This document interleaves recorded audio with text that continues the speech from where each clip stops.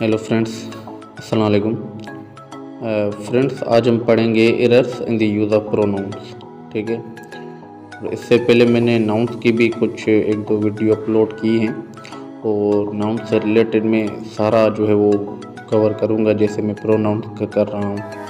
इसी तरीके से जो बाकी रिमेनिंग पार्ट्स ऑफ स्पीच हैं उनकी भी एरर्स जो है वो मैं आपको करवाऊँगा। ठीक है, ओके। तो चलिए आज हम करते हैं आज प्रोनाउन से शुरू करते हैं। A pronoun is a word used instead of noun. तो प्रोनाउन क्या है कि एक अल्फाज है, एक वर्ड है जो नाउन के जगह पर यूज़ करते हैं हम। नाउन्स की तकरार से बचने के लिए हम प्रोनाउन इस्तेमाल करते हैं, ये ना। तो वो प्रोनाउन कौन से हैं? I, we, he, she, they, that, this, this, those, each, every वगैरह प्रोनाउंस हैं।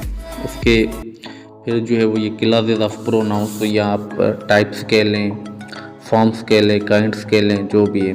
ठीक है, पहला है पर्सनल प्रोनाउंस, इसमें I, we, you, he, she, they, his, her, ETC आते हैं।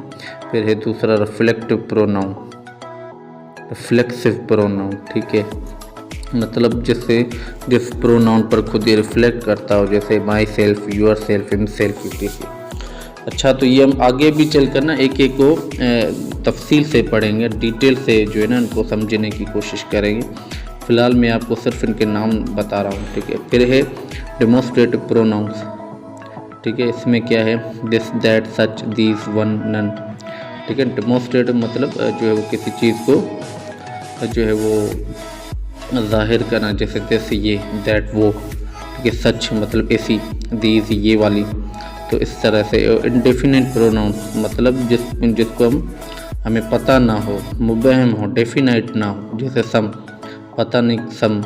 ठीक है, मैनी कितने, बहुत सारे, सम कुछ, एनी कोई भी, ऑल सभी, other one, ETC. Reflective pronoun और relative pronoun, who, which, that, what, whose, ETC, मतलब ये रिलेट कर रहे हैं ना एक दूसरे से। ठीक है, ये उसको क्या कहते हैं? Relative pronouns. फिर इंटरोगेटिव प्रोनाउंस। इंटरोगेटिव मीन्स के जो है वो पूछताछ करना, हु, व्हिच एंड व्हाट। ठीक है ना, किसने, क्या, तो ये सारी चीज़ें। डिस्ट्रीब्यूटिव प्रोनाउंस मतलब जो तकसीम करता हो। ठीक है, इसम ज़मीर तकसीमी, तो each, every, either, neither. Possessive pronouns mine, ours, yours, his, hers, theirs. Reciprocal pronouns each, other, one and other. तो सबसे पहले अब पढ़ेंगे पर्सनल प्रोनाउंस के बारे में। ठीक है, अब पर्सनल प्रोनाउंस की 3 हालतें होती हैं। ठीक है, फाइली हालत, सब नॉमिनेटिव केस या सब्जेक्टिव केस या फॉर्म। ये 2 हालत है जिसमें कोई प्रोनाउन बतौर फाइल इस्तेमाल हो।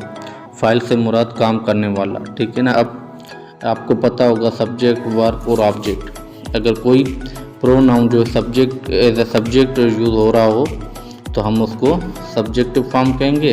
अगर कोई जो प्रोनाउन ऑब्जेक्टिव फॉर्म में यूज़ हो रहा हो तो हम उसको ऑब्जेक्टिव जो है वो फॉर्म कहेंगे। ठीक है, तो अब ऐसे कैसे? अब सब्जेक्ट वो होता है जो काम करने वाला होता है, ऑब्जेक्ट वो जिस पे उसका थोड़ा इफेक्ट होता है, असरअंदाज होता है। वर्ब वो जो मतलब एक्शन हो, जो हो रहा होता है। तो ये कहता है कि ही प्लेज क्रिकेट और आई टुक टी।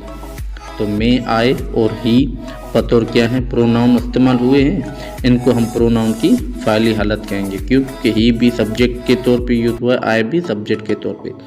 अब क्या है कि मफऊली हालत किसको कहते हैं?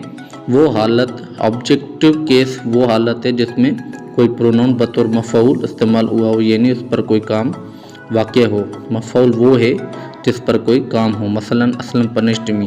अब इस फ़िक्रे में असलम जो है फ़ाइल है, सब्जेक्ट है, और मी क्या है? मफऊल है, जो कि आय की मफऊली हालत है। तो ये है मफऊली हालत। ठीक है, 2 हालतें हमने ये पढ़ ली। अब कहता है कि इजाफी हालत, पॉजिटिव हालत, पॉजिटिव केस वो हालत है जिसमें कोई प्रोनाउन किसी शख्स, चीज़ या जगह की मिल्कियत, कब्ज़ा या ताल्लुक़ को ज़ाहिर करने के लिए इस्तेमाल हुआ हो, जैसे your book, my pen, his house. तो ये क्या कर रहा है? अपनी मिल्कियत दिखा रहा है, कब्ज़ा दिखा रहा है, ताल्लुक़ दिखा रहा है कि भाई यूर बुक, अब तुम्हारी किताब, माई पेन मेरा कलम, हिज हाउस किसका घर, तो ये होती हैं, ठीक है, subjective form, objective form, positive case. अब ये एक पर्सनल प्रोनाउंस का टेबल है, इसमें first person, second person, third person आपको पता होगा। फर्स्ट पर्सन वो है जो बोलने वाला होता है, जैसे मैं, आई, वो। अब इसमें भी सिंगुलर, प्लूरल, ठीक है, वाहिद जमा, जैसे आई मैं अकेला हूँ बोलता हूँ, वी हम सब बोलते हैं। सिंगुलर सेकंड पर्सन जिससे आप बात तो करते हैं, मुखातिब होते हैं, यू मतलब तुम, ठीक है। जैसे थर्ड पर्सन जिसके बारे में बात हो, ही, शी, इट एंड दे, ठीक है। अब ये इसका चार्ट है जो आपको मेरे ख्याल से इतनी कोई इसमें है नहीं, बड़ी जो है वो चीज़ मुबहम कोई ऐसी चीज़ जो आपको समझ ना आती हो। और ये तो आपको मतलब चौथी पाँचवीं क्लास के बच्चों को भी ये आता होगा, और उसको अब जो है वो रटना ही पड़ेगा, याद करना पड़ेगा आपको, ठीक है ना। तो सब्जेक्ट है आई, वो, यू, ही, शी, इट, दे। फिर object me, us, you, him, her, it, they. Positive adjective आए ना, मतलब समझो ना, आप ये समझ लें कि जो है वो ये नाउन के बगैर जो है वो नहीं आएगा, ठीक है ना। कोई चीज़ आएगी ही आएगी साथ में, जैसे माई, ठीक, जैसे माई बुक, अवर जो है वो, our book, your book, his book, her book, its, ठीक है, देयर। तो ये चीज़ें होती हैं। फिर पॉजिटिव प्रोनाउन है, फिर रिफ्लेक्टिव प्रोनाउन है। तो अभी क्या है कि general rules for the use of personal pronouns. Subject pronouns are used as subjects of sentences and object pronouns are used as object. अब ये मतलब ये है कि प्रोनाउन की फ़ाइली हालत को फ़ाइल के तौर पर इस्तेमाल करेंगे और मफ़ऊल हालत को मफ़ऊल की के तौर पर। जैसे Salim is my friend, he plays in the evening. Salim एक नाउन है, ठीक है ना। दूसरे फ़ुकरे में सलीम के लिए प्रोनाउन ही इस्तेमाल किया गया है जो फ़ाइली हालत में है। तो Salma is my cousin, I know her way. यहाँ पर हर क्या है, सलमा के लिए इस्तेमाल किया गया है जो कि मफ़ऊली हालत है। तो ऊपर देखें ही क्या है, सब्जेक्टिव है, और नीचे हर क्या है, मफ़ऊली हालत है, ऑब्जेक्टिव। तो ये आपको मतलब है चीज़, जो सब्जेक्ट के तौर पे हो तो उसको सब्जेक्ट के तौर पे यूज़ करें, जो ऑब्जेक्टिव है तो उसको ऑब्जेक्टिव के लिए यूज़ करना पड़ेगा। फिर positive adjective can not stand alone. मैंने ऊपर ही बताया था कि सब्जेक्टिव पॉजिटिव एडजेक्टिव जो है ना कभी भी अकेला तनहा नहीं आता। They are followed immediately by a noun. हमेशा पीछे एक नाउन आएगा, इसम आएगा। पॉजिटिव एडजेक्टिव किसी नाउन के बगैर इस्तेमाल नहीं होते। एडजेक्टिव हमेशा नाउन की तारीफ करते हैं, जैसे हिज ब्रदर हिज कम। अब हिज तो था, हमने ऊपर चार्ट में भी पढ़ा कि भाई जो है वो पॉजिटिव एडजेक्टिव है, लेकिन इसके पीछे देखो ब्रदर आया, his brother his come, your sister is absent. तो फुकरा नंबर 1 और 2 में हिज और योर के बाद नाउन लगाना ज़रूरी होता है। ये दोनों अल्फाज किसी नाउन ब्रदर और सिस्टर की तारीफ करते हैं, तो ये याद रख लेना। अब पॉजिटिव प्रोनाउन, तो ये अब पॉजिटिव एडजेक्टिव और पॉजिटिव प्रोनाउन में भी आपने थोड़ा जो वो डिफरेंस समझ लेना है कि क्या फ़र्क है इनमें। तो वो क्या था कि उसके बाद नाउन इमीडिएटली आता है और अकेला नहीं खड़ा होता, अकेला अल्फाज यूज़ नहीं होता। और पॉजिटिव प्रोनाउन में क्या होता है, possessive pronoun can stand alone, ये अकेला आ सकता है। And they are not followed immediately by a noun, मतलब इसके पीछे में नाउन लगाने की ज़रूरत नहीं पड़ती। पॉजिटिव प्रोनाउन नाउन की तारीफ किए बगैर इस्तेमाल हो सकते हैं। This umbrella is hers.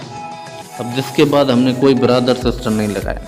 Yours is not here, ठीक है ना, यूअर्स के बाद हमने कोई चीज़ नहीं दी। तो अभी यहाँ पे नोट करने की चीज़ ये है, the forms yours, ours, hers, its and theirs have no apostrophe.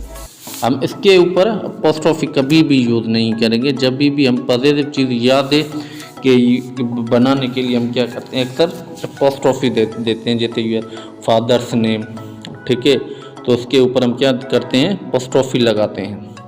ये भी हम आगे चल के बताऊंगा कि अपोस्ट्रोफी कहाँ कहाँ पर कैसे यूज़ होती है। प्लूरल होता है, अगर एस आया आखिर में तो उसका कैसे होता है, ये सारी चीज़ें पढ़ेंगे। लेकिन यहाँ पे मैं आपको बता दूँ कि यहाँ पे जो भी चीज़ें हैं ना, यूअर्स, अवर्स, इनके ऊपर अपोस्ट्रोफी नहीं लगेंगी, ठीक है। The word yours ours hers, इन पे देखो अब जो अपॉस्ट्रोफी दी हुई है ना, तो ये क्या है कि do not exist in English, ये वजूद ही नहीं रखते, इनका कोई वजूद ही नहीं है इंग्लिश ग्रामर में। ठीक है, तो ये याद रखना। अब ये नीचे देखो दिया हुआ कि इनकरेक्ट है ये, यूअर्स, आर्स, हर्स, दियर्स, इसमें अपॉस्ट्रोफी नहीं लगती। इनका बाकायदा जो है ना वो ये ऐसे ही होगा, यूअर्स, आवर्स, हर्स, दियर, क्योंकि ये ऑलरेडी पॉजिटिव हैं। अब इसको आप क्या पॉजिटिव बनाएंगे, ठीक है ना। तो इस ऐसे है, the form it's is used as construction, ठीक है, ऑफ इट इज और इट हैज। तो अब ये इट्स का भी थोड़ा आपने देखना है कि लेकिन अगर इट्स में अपॉस्ट्रोफी लगी हुई है ना, तो ये इस सेंस से, पॉजिटिव सेंस से नहीं बन रहा, ये कंस्ट्रक्शन है जिसका सेंस बनता है इट इज़, ये है, या इट हैज़, या इसको है। ठीक है ना। इट और देयर का भी यूजेज आपको मैं पढ़ाऊँगा कि इट और देयर का भी यूजेज इस तरह से है कि मतलब कोई सब्जेक्ट नहीं होता तो हम आर्धी सब्जेक्ट रखते हैं, जैसे इट इज़ रेनिंग, ठीक है, या कहते हैं कि there are some students in the classroom. तो ये क्या है, इट और देयर का यूजेज है। हालांकि देखो कोई सब्जेक्ट नहीं है, बरसात हो रही है, ठीक है ना, तो इस वजह से यहाँ क्लासरूम में कुछ बच्चे हैं, तो इस वजह से तो बहरहाल वो भी हम पढ़ेंगे। लेकिन यहाँ पे जो इट्स के जो अपॉस्ट्रोफी दी हुई है वो किसी और सेंस से दी हुई है, ठीक है। The cat has moved its tail, गलत है, ठीक है। The cat has moved its tail, its मतलब इसकी टेल, बिल्ली की टेल, पॉजिटिव एडजेक्टिव, ऊपर हमने पढ़ी है ना पॉजिटिव एडजेक्टिव, इट्स इसकी, ठीक है। It's been raining for 2 hours, ठीक है, ठीक है। Construction, it has been raining for 2 hours. तो ये भी आपको सोचना है कि देखें अब यहाँ पे आपको कुछ जो है ना सेंटेंसेस आपको समझने, उसका सेंस समझने की आप कोशिश करें। जैसे जो है वो अब यहाँ पे अगर मैं कहूँ that cat has moved its, ठीक है, तो ये इट्स नहीं होगा, अपॉस्ट्रोफी अगर मिटाएं इट्स, ठीक है ना, तो ये क्या है, इट इज़ या इट हैज़ नहीं होगा, इट्स होगा, क्योंकि बिल्ली की पूंछ, तो यहाँ पे पॉजिटिव बनेगा, ठीक है ना।